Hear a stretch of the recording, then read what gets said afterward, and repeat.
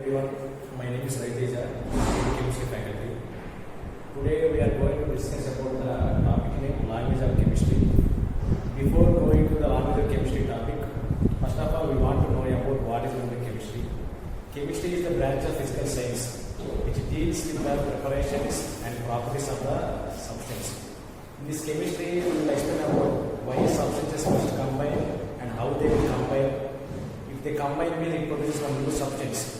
With the task is explained in the chemistry. Actually, chemistry is a branch of physical science which deals with the preparation properties of substances. And one more thing, it helps us to explain about our world, yes. Okay. Already said that chemistry is a branch of physical science. We are having one more subject, physics. Physics also a termed as branch of physical science. It tells us about that how things are working. It tells us about the working of things in the physics. So this is about chemistry. Okay. Before starting off our topic language of chemistry, we want to know about some basic terms. First basic term is what is meant by atom.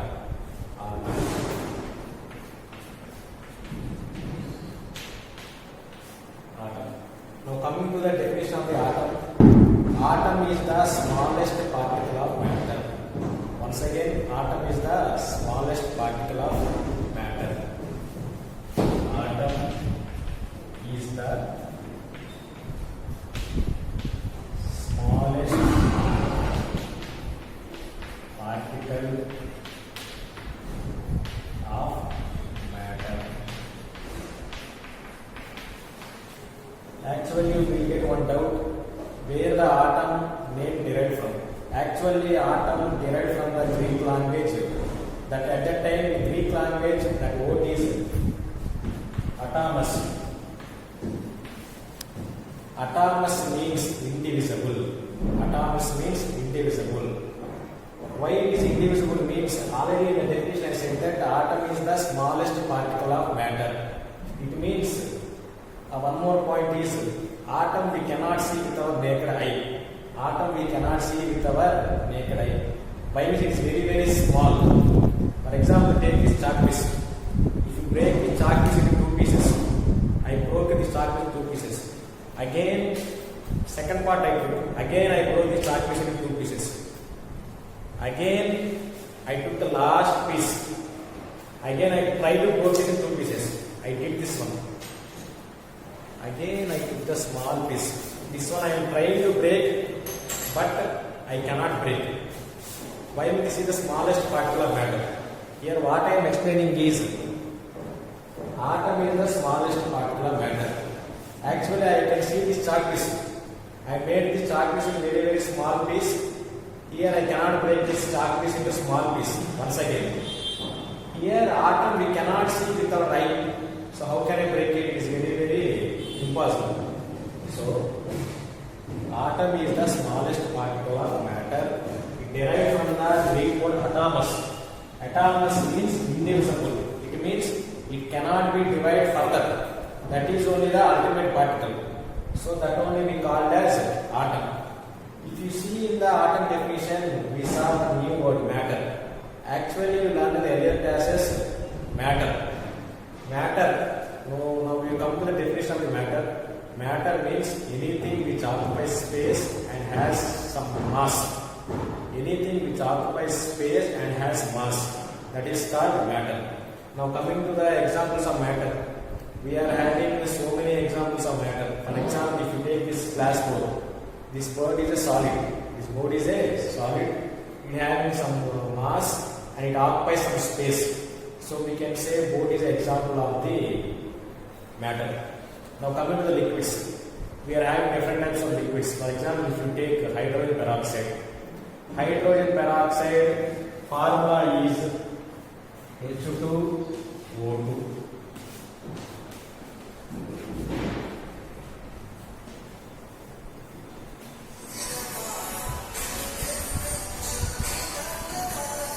Hydrogen peroxide formula is H2O2.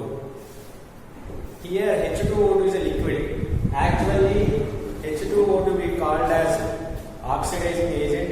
It is used in the dyes Dye means so many now they are using hair color dyes. In that they will add H2O. H2O is in liquid form. It is also having some mass and it also occupies some space. So we can say this H2O liquid is also example of matter. So we can say H2O liquid is also a example of matter. Okay, what I am saying is, now we discussed about the solids and we discussed about the liquid. Now coming up to the gases. Actually we are taking oxygen and we are releasing carbon dioxide. This process we term as respiration. Intake of oxygen and releasing carbon dioxide is called respiration. In both of these cases we are using oxygen and carbon dioxide. So these both are gases. These gases also occupy some space and they are having some mass. So we can say it is also fulfilling conditions of the matter. So at last I am saying that whatever objects we are using in our daily life, they all come under example of matter. So finally, again one more time, definition of matter is anything which occupies space and has mass is called matter. So now we discussed about the atom as well as the matter. And the final definition is element. What is meant by an element? An element is a pure substance which is made up of one kind of atom. An element is a pure substance which is made up of one kind of atom. And elements are the simplest particles. Simplest means it is very very small. Actually it cannot be divided by using chemical methods. Okay. Once again, definition of element. An element is a pure substance which is made up of one kind of atoms. One more point is elements are the building blocks of matter. Elements are the building blocks of matter. If you take one page of your book, one page of your book is made up of millions of atoms. Millions of atoms. So now we discussed about the atom definition, matter definition as well as element definition. We are having different types of elements in our world. Actually, more than 118 elements are discovered till now. In that, some elements we discuss now today. Some elements are hydrogen, oxygen, nitrogen, carbon, aluminium, argon, beryllium, chlorine, etc. These are the some elements from 118 elements. Actually, we are having more than 118 elements till now they discovered. Till now they are doing some work on that to discover new elements. Why these elements are having more importance in our daily life? For example, oxygen is useful for our respiration. This thing know already. Carbon dioxide is used to prepare food for the plants. That process we called as photosynthesis. With the help of the light, with the help of the carbon dioxide water, they are preparing food for plants. That one we call as photosynthesis. So in our daily life, elements play a major role. For example, if anyone having bones problem, doctor will say take some calcium tablets. Calcium is also one type of element. Calcium is also element. So elements plays a major role in our daily life. So this thing you know to all. So now we are coming to our lesson, language of chemistry. Actually, in our India, we are having different types of languages. For example, I know English, Telugu, and Hindi. Punjab people they will speak in Punjabi. Gujarat people they will speak in Gujarati. So actually, one more thing you want to know: in ancient times, there are no languages.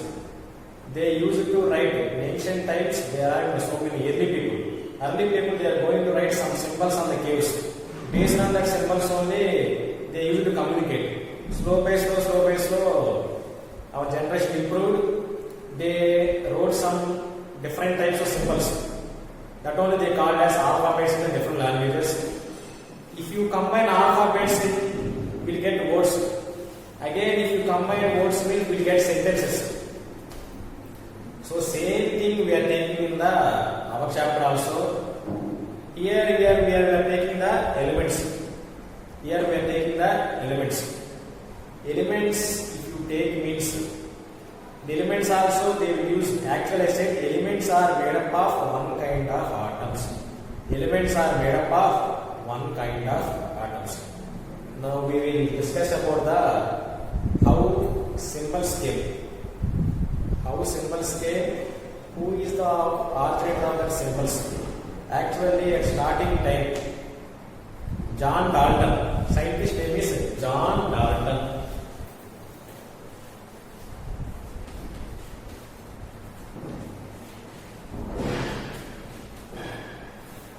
John Dalton said he gave some symbols for some elements. Why are symbols are necessary for these elements? For example, you all know about Reserve Bank of India. Reserve Bank of India short form is RBI. For example, we need any money, means compulsory we want to go to the ATM. We all are saying nowadays ATM, but ATM full form is automated teller machine. But for our convenience and to save time, we are saying Reserve Bank of India as RBI and automated teller machine as ATM. In the similar way, we are having so many elements. I said already. How many elements I say? More than 100 elements are there. To save time, for that we are using the symbols. Now coming to the definition of the symbol. Symbol definition is a shorthand notation of an element. A short form of an element is called symbol. A short form of an element is called symbol. Actually, I said that, sir, you said about atoms, sir. How do you know that atoms are there in every object? Actually, in the year 1981, they developed a microscope. That microscope name is scanned tunneling microscope. Scanned tunneling microscope. Here I make up scanned tunneling microscope. Scanned tunneling microscope also having one short form. That short form is STM. STM means scanned tunneling microscope. By using this microscope, scientists took some photographs of the atoms.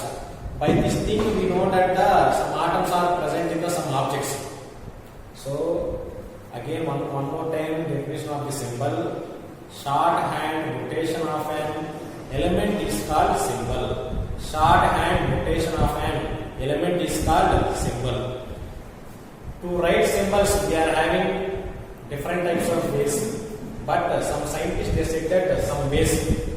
In that one, first point, symbols of some elements with a single letter. Symbols of some elements with a single letter. For example, I took here hydrogen. Hydrogen, I wrote symbol as capital H. Here you want to remember one thing. Always first letter of the element. Always first letter of the element, not that number. If you are writing symbols of some elements, for example, I wrote here H for hydrogen. This letter always must be capital. Always must be capital. Oxygen symbol I wrote O. This is a capital. Nitrogen symbol I wrote N. This is also capital. Always we want to write symbols of element as capital letter, first letter. Carbon symbol I wrote C, capital letter. So, symbols of some elements with single letter. These are the some elements having the single letter as symbols. Hydrogen H, oxygen O, nitrogen N, carbon C. Now coming to the one more thing, symbols of some elements with two letters. Symbols of some elements with two letters. For example, see, hydrogen I took first symbol. Hydrogen I took a symbol capital H. In that I took first letter. For example, I will explain about the helium. I took helium. Helium symbol is capital H, small e. Helium symbol is capital H, small e. If you see here hydrogen already I took capital H. So in this case, they wrote symbol of helium as they took first letter and second letter also. Here I wrote first letter capital, second letter small. For some elements we are having 3 letters as symbol also. In that case also always first letter capital, remaining all letters should be small. Then only that is the correct symbol of that element. So we are discussing here already about this one. See what the symbols are some elements with 2 letters. Aluminium, capital A, small l. Argon, capital A, small r.